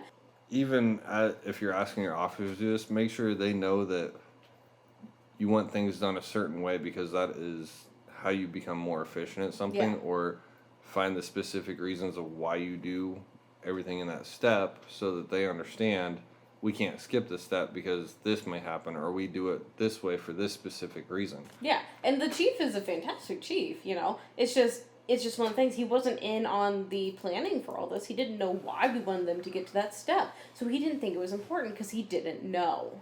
Right. You know, so if you leave people to their own devices, they may not know why you want it done this way. Yep. He kind of knew a little bit of our end plan, but he didn't know the whole extent of it. Yeah. So, you know, like I said, not his fault. Amazing chief. I, would do anything for him pretty much in a heartbeat, but. Yeah. So, those people that do have lead them, be specific with them. Make sure you can trust them. Mm-hmm. So. Next one down on the list. We already covered this one, but we'll go over it again because it's obvious that we didn't like it. One big group did not work for our department. It can work for some things. If you're doing classroom session, even classroom sessions, if you can split it into half the group and have the other half do something hands-on, it keeps at least half of the training for the whole department. Half of the night is hands-on for them. They will listen better during the classroom session if you make half the training hands-on. But one big group gives people a chance to hide. Yes. It gives people a chance not to do work. It gives people a chance to have their own conversations while training's going on. Yeah, it gets people who are very unconfident. It's the little devil on their shoulder, like, don't go up there and stuff. So yeah, they will hide. Even if they do go up, they will be very conservative with what they do. Mm-hmm. And it will get people conservative with their questions that they ask. Yep. And it doesn't tend to advance your training in any way. No. Because you're always catering basically to the lowest skill level. Mm-hmm. Because that's what you need to teach to raise those people up. So your advanced guys aren't getting any better. Yeah. And they should be. That's what training's for. Mm-hmm. So. And there are some things, we still do big group for some things. When we go over the hazmat trailer that we have every year, we do go over the big group. Granted, we're all honestly probably on the basic level of that, so that works. But, if we were to do some sort of, fire behavior inside, I would like to do at least 2 groups, What are some other things we did one big group for? We did it for ropes, last summer, I think. We tend to use our one big group for things that we don't do very often at all. We don't do very often. Everyone's kind of on the same basic level. Yeah. So, we just recently took up ropes. Probably, well, it's probably been 2 years now, but we don't get them out that often, and we don't use them that often. Yeah, we are trained to do some grain engulfment stuff and to do some very basic ravine rescues, and some of our creeks and things that we have around here. But that's pretty much our extent of rope knowledge. Yeah. So when we get out the ropes, it's usually one big group or to bigger groups, and Yeah. we basically go over the basics and give them a small scenario and let them work at it. Yeah, and even one of those ropes practice was the one I was talking about before, where we halved it, and half of it was classroom, and half of it was working on hands-on ropes. Yep. So the big group overall for most of our trainings doesn't typically work, but there are cases for Yeah. it. So it kind of fits in both groups. So in the what does work and what doesn't work. My next one for what doesn't work well is assuming. What if I want to do the next one? Fine. Okay, fine. You can do it. Thank you. The woman's always right, and the woman is always first. Thank you very much, honey. Happy wife, happy life. So the next one for what doesn't work well, I think, is assuming that people know things. You know everything. You're a woman. So basically, I've had tons of times that people would assume that either I know things or that other people know things since they've been on the department for so long or going to so many calls or whatever. We touched on it with grass fires in the first section of the podcast, in the first part of this podcast. You've been to how many grass fires, but you still have very little experience on the actual back of the grass rig. Yeah, exactly. But they just assume that you should know it. You know, they assume that the guy who's been on for 20 years in our department should know these things, which he may not. You know, we've always done things as a big group. He may have been one of the ones, and honestly has been one of the ones who's been in the background and has not done a lot. Yeah. You know? He's very timid, very afraid to ask questions, simple questions in front of the big group because he doesn't want that judgmental take from the big group. Yeah, but he's very willing to learn and do things. Yeah. He thrives in the small groups. So, you know, in the big groups, people just, with learning like that, people just always assume that he should know stuff or everyone should know things. And it just, that's one of my big pet peeves with things, is just assuming that people know things. Yep, and assuming people know what to do. Yeah, too. Just because I'm not very technically minded, just because you, Chris, teach me how an engine works 10,000 times and whatnot since you work on them for a living, doesn't mean I'm going to understand it, you know? You can explain that to me literally 10 times, and I still have no idea what you're talking about. Yep. And the same thing goes for firefighting. Yep. If someone's brain is not picking that up, it's not their fault, it's not your fault, it's just, that's the way it is. So, assuming what you're saying is assuming that people know the basics, or at least assuming people knowing what you think they should know is a bad thing. Yes, very much. Well, yes and no. Well, like, you should always hope that everyone knows things, but you shouldn't always count on it. Like, for you, I know you know, I assume you know a lot of things with the basic firefighting things, and that's true. And you do know a lot of those things. But you should also just, I don't know, it's a very touchy subject, honestly, just because you should assume people know things because people should be paying attention, but they may not on a volunteer department. I think it's a different case versus the doing... I think the best way to put this is don't assume someone knows. Know they know. Yes! So if they haven't shown you that they know that have the knowledge, if they haven't shown you that they know that skill, don't assume that they know it. How about that? So they have to prove themselves to you either on scene or out of training that they know it before you can assume that they know something. Yeah, and at that point you're not assuming, you're knowing. Yes. So it's like the SBSK. Stop believing, start knowing. Yes. That's a Facebook page, by the way, if you guys are interested. Please go check it out. I specifically, I think you do too. We love that page. Yeah, it's a pretty good page, but I like their title. Stop believing, start knowing. Yeah. So don't think you know it, know you know it. Yeah, don't think your guys know something, know that they know something. If they haven't proved to you that they know something, have them check it off the list that they know it, you know? Enough on that one. I think we kind of beat that one down. So. Dead horse. Yep. So the next two kind of go hand in hand. I don't know what you have down, but... I think it's probably one the same as yours. Okay. So the next two are not having enough instructors / wasting people's time. Yep.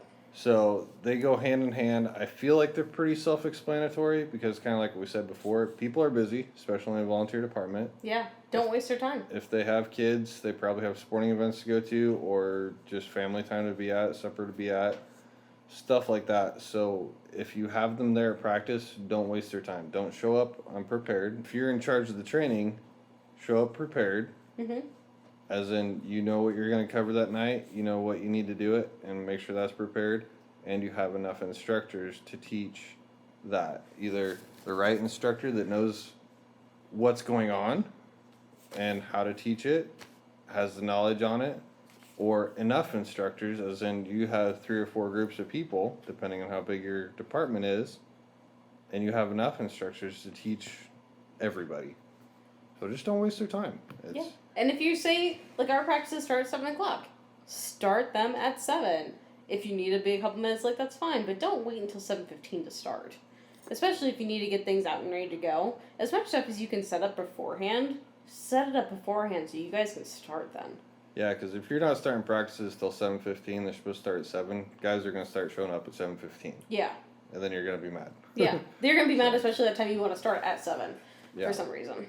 So it's pretty self-explanatory, and we could keep going into it, and again, beating another dead horse. But that one, and I guess the only reason I bring it up is because I didn't realize we were wasting people's time here. But it came to light when I realized that, hey, they got sporting events and stuff. They might be missing a football game, their kids' football game, to come to practice because they need the practice. Yeah. And they're here, you teach them, you don't waste your time, because at the end of practice they're going home either to put the kids to bed or to hang out for a little bit or whatever. Catch the basketball game that they missed or their kid playing or who knows what. Yeah, so just don't waste their time. Yeah. So, the last thing that I got is don't single people out. By that, I mean, if someone screws up, whether you're in a big group or a small group, don't single them out to the whole group. Yeah. You can give them constructive criticism, but don't dog on them in front of the whole group. There's 2 differences to that. Yeah. And if they screw up, offer them support. Yes. And if you want it to be a learning experience, don't say, hey, you see how he screwed it up? Yeah. Don't point him out specifically. Or if you kind of do, depending on what the situation is, I guess, make it more of a, this is pretty common of what happens, and this is actually what we need to happen. Yeah. So just try not to single people out. That gets people very frustrated, makes them very timid. Yes. And they won't want to come forward and do things because you kind of just destroy their confidence. Yeah, exactly. So that's different. Singling somebody out is going to be different also with getting someone who is maybe shyer at doing something or less confident, picking them out to do something. Those are 2 different things. So if you want to pick out someone who's kind of shy or timid or whatever to do something, first of all, if you know they know how to do something because they've shown you before, have them come up in the middle of practice and do it. Because you know they're going to do it right. It's going to build their confidence in front of the group and get them to come out there more often. If you pick on them for that one coming up, you can also maybe add either that time or another time something that they may not know how to do, but something that's very simple for them to figure out. That they really won't be able to screw up that badly or something. Every little thing you do like that's going to build their confidence to want to go up there in front of people when they don't know how to do something. Exactly. And I did this a lot with you. Yes. Not in a good way. I didn't single you out, but I put you in situations where I knew you could succeed. Even if I had some trouble. But you weren't confident. You weren't confident in yourself. Yeah. And I know we're going to have people on this who's listening to this who think that we are pandering to people, who think that we are taking it too easy, who think that it should go back to the good old days of being hard on people. Times have changed, and as a department that you have to survive, you have to change and you have to cater to the way people will stay there. Yes. You don't want to single people out like that, It's not that you have to treat everybody like they're a baby or that, be very careful about poking them the wrong way. I'm not saying that. I'm just saying, if you know those specific people who are having those troubles with confidence issues, don't keep poking at them, dang it. That's not a good idea. If you want them to succeed, do what you can to have them succeed. Most people are going to be, honestly, probably fine the way everyone's been doing it for years and years and years. Yeah. We're talking, specifically at this moment, the people who are, guys and girls who are very timid in this, but still want to be there. And I'm coming at this from experience with myself. I am a very timid person, but I still want to be there, and I'm going to do it, dang it. Yeah. So, it's not going to work for the masses. This is not for everybody. We're not telling you to treat everybody like they're babies. We're telling you to give some caution to those people who do really have an interest, want to be there, And something stupid, like calling them out on something, could scare them off for no good reason. Absolutely. I got not only you that I help do that with you, help build your confidence and putting you in some uncomfortable situations, but I also know that you can complete them and it will help build your confidence. I have another guy here on the department that, believe it or not, he knows how to do a lot. Yeah. And he's very, once he understands something, he's very good at it. But in order to get him to the point where he has confidence doing that, we went through a small course, running pumps, just a basic, it was almost like a classroom of running pumps. And we did it in some smaller groups, and after all the groups had kind of gone through the different pumps, I took him aside to a completely different truck that we hadn't even covered in that class, and basically asked him, hey, can you show me how to run this pump?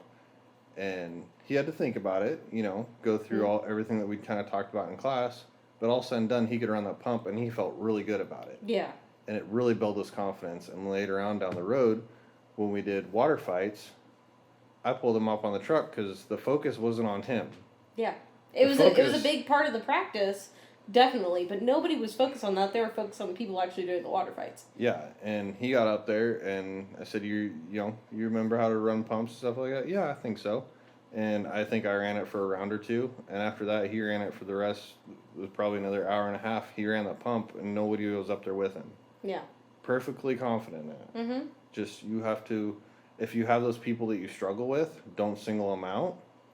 Don't try to make an example of them. Don't try to push them into an uncomfortable situation that they're going to shut down. Try to build their confidence so that they don't shut down and they actually get better. Yeah, and like we're saying with all this stuff, if we haven't said it enough, we are talking about volunteer departments. We're not talking about the paid guys. We're not talking about even the paid on-call necessarily. Yeah. We are talking about the volunteer departments. You want to take what you can get, and you can work with a lot of these people who have confidence issues, and you can build them up, and they will be able to be great firefighters. They have that opportunity to do that if you help them. If you help teach them the way that they need to be taught. Absolutely. So I guess that kind of ends this section and what doesn't work well, but we also in turn give you ways to turn that around or ways that you can use that to your advantage as well. Yeah. So. Okay, so now we have to lighten the end of this up because we've gotten really serious with all of this. It's just... we are so into this. We care so much about this, and we want to help you guys so much. And sometimes we kind of lose our way and get a little bit too serious and don't relax about it. So... Training is very passionate between the two of us, yes. And it's been a big part of our career here. So, all right, so trying to lighten this all up, let's go into our third and final, I guess probably really fourth and final topic if you consider the other half of the trainings for the first part of this. The final part of our in-house trainings and how to figure that out podcasts. So, how do we keep people engaged at practice? We've talked, yeah. This is a huge problem, and it took us, I think we're still trying to figure it out, but yeah, we are still fine-tuning it, definitely. A long time to figure this out because everyone is so different. You have so many different personalities in the department. And you're not necessarily going to keep everyone engaged at every practice. Some are going to be more catered to a group than another. So you have to really play around with this, and sometimes you're just going to have to flip-flop it around with everything. So it's, good luck. So, we're going to kind of give you some ideas of how we've been trying and some things that have worked, we think. And this first one is a prime example. Yes. Is whatever you're teaching that night, you have to be excited about it. Yes. And I say it's a prime example because when I was doing training by myself, I was very passionate about what I was teaching these guys. But if you haven't noticed, on the podcast, I can be very, very monotone and serious to what I say. Doesn't mean I'm not excited about it. I very much am, and I'm working on that. Taylor keeps harassing me because I don't show it in my voice very much, but I am excited about it. And it took me a long time to realize that my voice doesn't show how excited I am. Yeah, and it's something I noticed during the beginning of practices before we had a committee and stuff like that, and even after we had the committee, if he was talking about the practices, it's something we noticed with him, with other officers in general. they just did not seem excited. Even if he was excited about whatever practice we were doing, Chris would not always show it. He would be very just kind of chill about it, like, hey, we're going to go do this, blah, blah, blah. Like, no, if you want people to be engaged, they are going to follow whatever atmosphere they're thrown into. So, So if you want your guys to be excited and ready to go do something, be excited about it. Even if it's having to exaggerate your voice so that it sounds exciting, even if it's just hooking to a hydrant. Hooking to a hydrant, how boring is that? I'm sorry, but it is pretty boring. But if you're officers, if you're training officer, if you're officers in general, if you're chief and stuff, if everyone's actually excited about going and doing it, your people will be excited. Even if they're not very excited, they're going to be more willing to do it because they know that you're excited to do it. That energy is going to pull them up. Same like if you are grumpy, if you're coming in there and you've had a bad day, everyone's going to be able to tell. Everyone's going to be like, well, shoot, he's grumpy, he doesn't want to be at practice, I don't want to be here because it reminds me of my day I've had, blah, blah, blah, terrible day, and the chief doesn't really want to do something, or another officer doesn't want to do something, or even the popular guy in the fire department who's just a firefighter doesn't want to do something.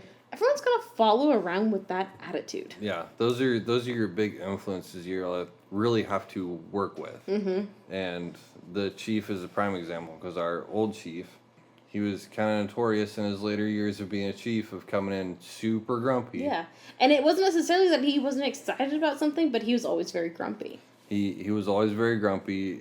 Everyone was the people that didn't know him from I think the younger days were very intimidated by him because he was very grumpy, and he never showed that excitement for it because everything was just, it wasn't good enough. Yeah. And he was always grumpy for it, and nobody wanted to. Everyone was scared to do things because they didn't want to get chewed out. And yeah, it was very counterintuitive because he was a lot like me. He was excited about it, but at the same time, it more felt like a burden to him. Exactly. He wanted the department to be so good. He was so into it, and I believe he still is, very honestly. But he was so into it, but the department wasn't living up to those expectations in his brain that he wanted. And so then he started just getting frustrated by it. And that just kind of drove him down every time he came. He knew it wasn't going to be where it was, so he just got grumpy right away. And it was a whole big snowball of those feelings. So if you want people to be excited, to be engaged with something, you have to be excited yourself. You have to get your officers, all officers, chief officers, everybody, they have to be excited to be there. Even if they've had a terrible day. It sucks. Yeah. But you need to leave your home life out of fire practice. And it's something that, Chris, you and I even struggle with. Yeah. So, and something to help you with this, and it's really shown me this on this podcast as we go back and kind of listen to the episodes we have recorded, is I do talk very monotone. You do. And yes, I realized that because she was telling me when I was doing practices, but it's something I'm realizing even more as I do this, that I have to put more, what's the word, influx? I don't know what the word is. I think it's influx of emotion into my voice, and make it sound more excited, even though that's not my normal excited voice. Yeah.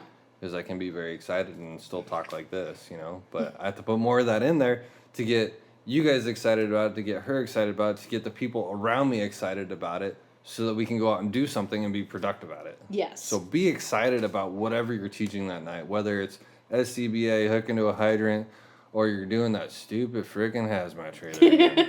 You still have to be excited. You just have to be excited about it, like, I don't know, and there's ways to do that, just throw in some funny jokes, and as far as hazmat goes, I forget the what? Chlorophoryl ugliness, and I can't even say methyl ethyl bad stuff? Yeah, methyl ethyl bad stuff. There you go.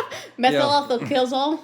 Exactly. I mean, you can throw in little stuff like that, and it'll make it more exciting too, but just be excited about it. Yep. Find something in there that either you get excited about and can show that to everyone else, or just in general. Be excited and ready to work. Yep. Show them that you're ready to get to work, to do a good job, and this because you want to get your department better and have fun with everybody and work with everybody. So absolutely. Just be excited. So, be excited.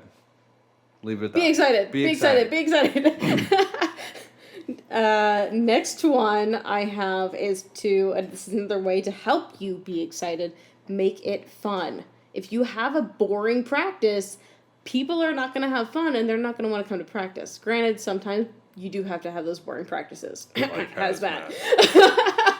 If you can't tell, we really don't care for hazmat here. We need to find a way to make it fun. We'll eventually be working on that. Maybe, I don't know. We will.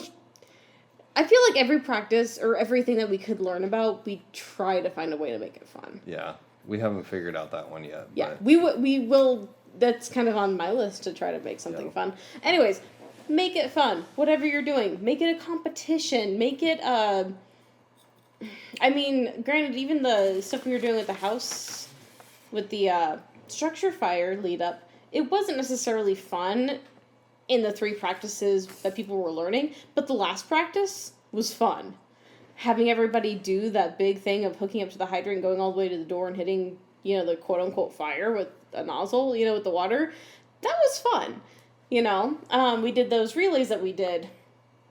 The hose deployment? Oh, yeah, the hose deployment. That was a lot of fun, We turned that one into a competition, guys. Yeah. Had a lot of fun with that. Yeah. When we did the Clearing Town, I had a lot of fun with that one. I think a lot of guys did too. I think guys had fun with that one just because they could make up their own fires and stuff like that. And they just kind of had a chance to relax on that one. But yeah, the ball maze, people had fun. It's a way to use the extrication tools without having to do a whole lot of work, and it was just kind of a fun little game they could play. All these little things we told you about, all those trainings, there are ways we made it fun, which is why they're some of our favorite practices. Yeah, the Lego communication. I mean, how many firefighters still get to play with Legos? And yeah, and it was something simple, but the guys had fun doing it. It pissed them off to no end, but it still got them to have a lot of fun, even if they were, like we said, trying to get other teams confused or whatever, interrupting. They still had, that was why they were doing it. They were pissed off and they were having fun. Yeah, it wasn't just because they were mad at the other team. It was because they were trying to pick on them at the same time. So get Xcbas. I mean, doing that in the dark or screwing up their bottles and stuff like that. I mean, it's all valuable lessons, but at the same time, I think they kind of see it as a challenge too, and they do have fun with it. Yeah. So, especially those guys that are really into doing the air packs. So find out what your guys like to do, what they have fun with. What trainings have you guys done in the past that they have had fun with? Try something, even if a new practice flops that you're going to try to make fun or whatever, still try it out. See how it goes over. Maybe you have to scrap the entire practice and to come up with something new, or maybe you can take good parts of that practice and make it better, so there's no harm with trying that. Yeah, and sometimes the only thing you need to do to make it fun is do something different with it. Yes. Instead of going out and doing the same pump practice you always do, try to change it somehow, like relaying to another truck. It's a little more complicated, but sometimes that's enough fun for the guys to make it worth it. Try to figure out a different way. If you have the capabilities, well, you don't even have to do the water fights. We do water hockey every once in a while. Find an empty street. We use a bowling ball. Use a bowling ball or something like that and play water hockey. Yeah. It gives the guys on the pump a different atmosphere to work that pump practice, and it gives your guys running the hand lines just a different way of running the hand lines instead of going out in the yard and just spraying water and go, what are we doing here? It's just, if you've done the same thing for the last 2 or 3 years, change it up one way or another. Mm-hmm. So I think that's the other thing that we've brought in as a training committee and everything is just different ways to do things. Working a sledgehammer and a Halligan or a sledgehammer and an axe, instead of, I don't know, chopping up pallets or something, get a log in here and actually try to split a log or something. I don't know. Get them to work maybe if you don't have a door prop to work on forcible entry, at least still get them used to maybe hitting either an axe, doing it like an axe and a Halligan, doing kind of the same movements with things. You can do some of those things without having those technical props that you maybe can't afford or can't make. Yeah. We used to cut up pallets, and we still do every once in a while, cut up pallets with a chainsaw to kind of get the feel of cutting a roof. Mm-hmm. It's a little different, but that's what we used to do. And one thing we did to change it up is we actually hung pallets on the side of our station and put our guys up on a ladder and taught them how to use a ladder and everything. Don't get me wrong, we're unsafe with it, but it was just changing that up just a little bit, and the guys seemed to have fun with it. Yeah, and another way we did it was we actually had several pallets, or like several things stood up, and we had a pallet at an angle, and we did it where people had to stand on it like they would a slanted roof, and they would cut it like that. It wasn't the best made prop, it wasn't the most accurate made prop, but it was something that we could do easily and quickly with what we had at the time. And that was actually one of those trainings that didn't go over super well for us, but it was something different. We tried it. Yeah. We have flops too. Yeah, we have plenty of flops too. And we have enough practices where we can try some of those flops a little bit easier without as much consequence. But even for us, our trainings are valuable. Yep. The time that we put into it. So, or the time that we have at the trainings are very valuable. So we don't want to waste it. But sometimes we want to try those ideas because they could be genius or they could flop. Who knows? Yep. Put a different element in there. That'll make it fun. Yeah. So. What do you got next on your list? I'm pretty much done. Like, I just basically talked on this stuff with the other stuff, so. Okay, yeah. Be knowledgeable what you're talking about. The guys will sniff you out in a heartbeat if you don't know what you're talking about. Mm-hmm. And it's embarrassing when it happens, but be knowledgeable about it. If you don't know about it, either do the research or find someone that does know. Mm-hmm. Get other people involved. When we had our committee, we had 4 other people aside from me that were getting involved in actually making the trainings, and that got 4 more people involved that may not have been involved. And then when it come to doing the trainings and leading the trainings, we kept asking different people to do that, and that got them involved. And it seemed like most of them really enjoyed actually teaching it and passing their knowledge on. And along with having people do things, at the end of practices and whatnot, then you can also go and call on people at the end of practices, who are maybe standing around or who don't know something enough that you've kind of either been paying attention to during practice or whatnot, and basically having them grab either a chainsaw and doing some extra cuts with you or something, or going over something else separately with you, so those are... Or something related to what that practice was. Maybe you can show them a little trick on... Like, say you're doing forcible entry. Yeah. You can show them a little trick to opening that door. Just a little way to get them a little more involved and give them a little more knowledge. Yeah. Make them feel a little more, for lack of a better word, special. Like, hey, let me show you something. You know? So I did that the other day with the Xcbas, showing Trent and Dallas how to hook up their masks without having their masks on. Like, how to hook the regulators up and have their mask and everything ready without actually wearing the mask. It was just a little trick. Like, you can have you can actually have your mask attached to your regulator. So you didn't bother to show your wife this by any means. No, I forget about you. Remember? Oh yeah, that's right. Thank you very much. You're welcome. So leave me out in the dust. It's just, and in that case, is my little more advanced guys that were doing it, but I could show them a little trick and tip that kept them involved in the practice. That's right. You were saying, I can't remember if it was in this time of recording or some other time we were talking about it. How you kind of forgot that I was there because I was literally in the middle of the circle just because that's where I happened to set up, and you were talking to the basic guys at one point and the advanced guys at another point, and I was with the advanced and you didn't remember me. I know. I was busy. Leave me alone. You can fend for yourself. That's good to know. The last, everyone else is supposed to teach you, remember? Yeah. I stopped teaching you. Everyone else teaches you. The last thing I have is those who want to teach, don't be afraid to let them teach. Mm-hmm. That is another way for them to get involved, to feel part of the department, and to share their knowledge. Yes. Just, if you're letting them teach, make sure, again, that they're knowledgeable. Because you don't want them to step out there and get shot down by everyone because they don't exactly know what they're talking about. So make sure they're knowledgeable and give them the right resources to be successful. Yeah. So. I know in the past, one of my first teaching experiences, it was my practice with the training committee and stuff like that to do, and I was teaching Xcbas with one of the guys. We decided the other guy would do the search and rescue portion, and I would do the more basics and getting better at putting on the air packs and stuff like that. So I actually had a chance to teach even some senior guys who were very advanced, and they still went through it with me, and they did whatever I asked them to. They listened to me. They knew I had less years and whatnot, and technically they were way superior to me, but it really boosted my confidence with that and allowed me to be able to take on some other practices, being able to teach as well after the fact. So, So just another way to keep people engaged and keep people feeling a part of the fire department in general. Yeah. So, because that's very important. So. I think we went through it. I think we made it. I think so. Are you guys still alive? Hopefully we didn't bore you too much.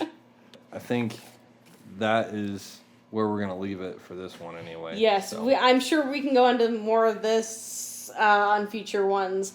But for right now, that's the basic things we wanted to touch on with these practices. We know it was long. Thank you for sticking out for part 1 and part 2 with us, you guys. I think that's about it. Yep.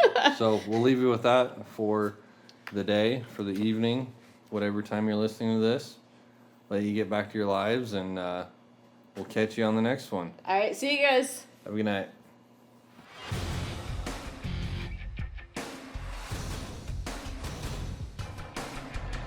Thank you for listening to our podcast. We hope you enjoyed it. Be sure to leave us a rating and review wherever you're listening to us. Find us on Facebook and Instagram at Couplings Fire Podcast. See you next time.